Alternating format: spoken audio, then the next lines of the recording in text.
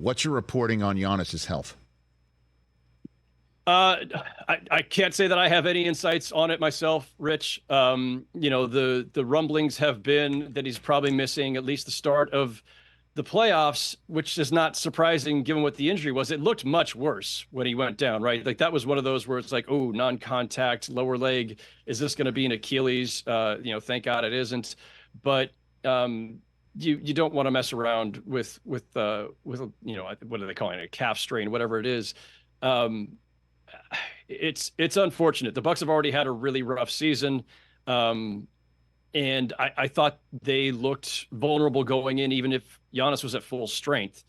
If they're missing him for a game or two, I mean, they very quickly could lose home court advantage. And that's a really fun, scrappy Pacers team that's, hungry to make some noise in the playoffs and certainly made a lot of noise against the Bucks in the regular season, including Ballgate or whatever we're calling that game.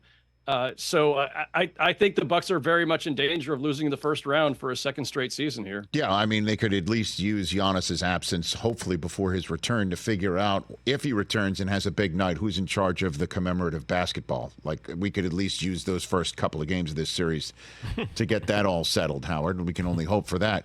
But is there any truth to some of the rumblings you hear or one hears that the concept of Lillard's long-term stay in Milwaukee is in the balance of what happens with the Bucks in these playoffs, Howard?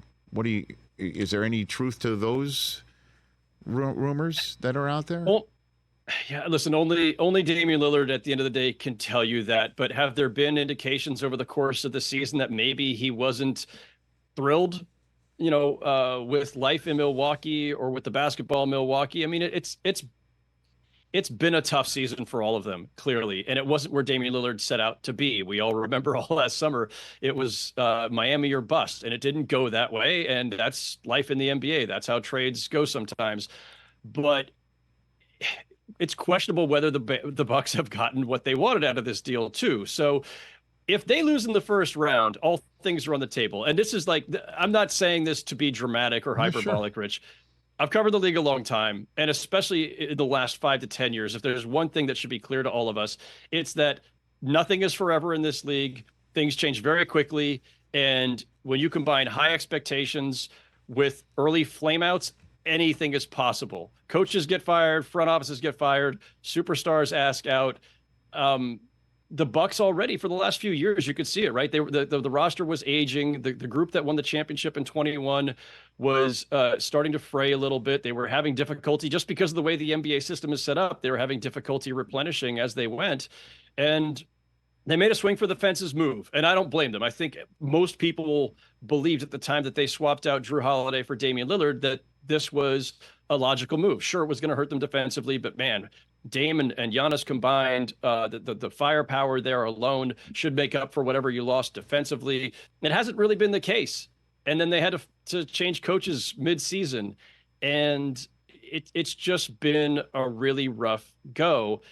I know Giannis signed his extension last fall, right before the season. Lillard's under contract. But if you lose in the first round, and again, given all just the awkwardness of their season, I think everything is on the table. Catch the Rich Eisen Show every single day on the Roku channel, 12 to 3 Eastern, for free.